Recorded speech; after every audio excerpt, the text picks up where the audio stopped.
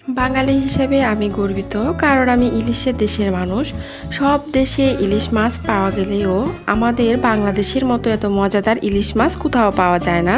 তাই আপনাদের সাথে আজ এমনই একটি মজাদার ইলিশ কলার রেসিপিটি নিয়ে হাজির হয়েছি। জানাচ্ছি সাথী ব্লগে সবাইকে স্বাগতম।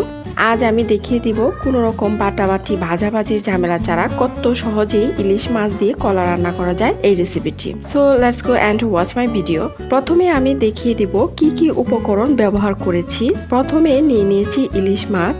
আমি 5 পিস ইলিশ মাছ নিয়েছি। আর নিয়েছি কলাগুলো হালকা সিদ্ধ করে নিয়েছি।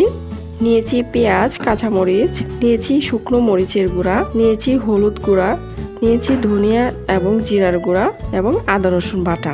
এখন সরাসরি রান্নায় চলে যাব। প্রথমে চুলায় কড়াই বসিয়ে নিয়েছি। দিয়ে দেব পরিমাণ মতো তেল। তেল গরম হলে দিয়ে দেব পেঁয়াজ কুচিগুলো। পেঁয়াজগুলো নেড়ে চেড়ে ভেজে নিব। হালকা বাদামি হলে দিয়ে দেব 1 চা চামচ ধনিয়া গুঁড়া। দিয়ে দেব 2 চা চামচ আদা রসুন বাটা। এখন একটু নাড়াচাড়া দিয়ে দেব জিরার গুঁড়া। দিয়ে নাড়াচাড়া দিয়ে অল্প একটু পানি দিয়ে দিব যাতে মশলা না পুড়ে যায়।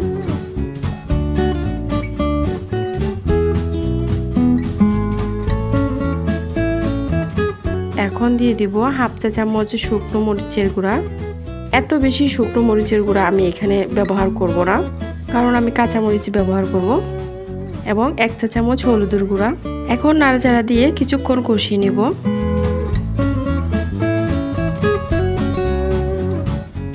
এখন কষানো হয়ে গিয়েছে। দিয়ে দিব স্বাদ মতো লবণ।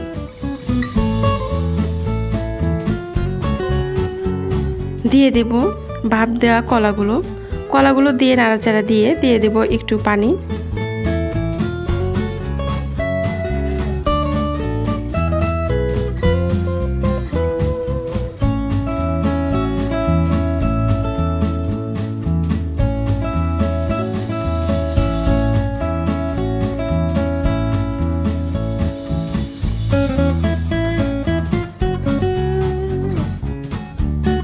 আর ইলিশ মাছগুলো দিয়ে আবার নাড়াচাড়া দিয়ে 5 মিনিট কষিয়ে নেব।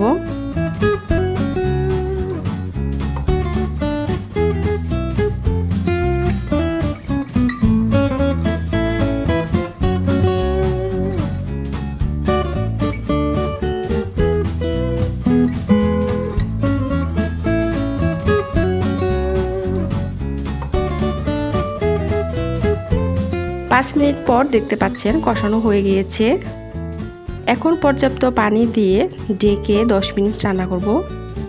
রান্না করতে এত বেশি সময় লাগবে না, কারণ কলাগুলো আগেই হাফ বোল করা ছিল। এখন মাঝখানে একবার নাড়াচাড়া দিয়ে দিচ্ছি। এখন আবার ঢেকে রান্না করব কিছুক্ষণ পর ঢাকনা খুলে দেখিয়ে দিচ্ছি কেমন হয়েছে। এত বেশি ঝোল রাখা যাবে না, কারণ কলার তরকারিতে ঝোল খেতে ভালো লাগে না, তাই আমি ঝোল রাখবো না। এই তো হয়ে গেল কলা আর ইলিশ মাছের রেসিপিটি। এখন নামিয়ে দিয়ে পরিবেশন করে দেখিয়ে দিব। দেখতেই পাচ্ছেন কত সুন্দর একটা কালার এসেছে। আপনারা এই রেসিপিটি সবাই খুব সহজেই রান্না করে খেতেই পারেন। সো সবাই ভালো থাকবেন, নিরাপদে থাকবেন আর অলওয়েজ আমার সাথেই থাকবেন। আল্লাহ হাফেজ।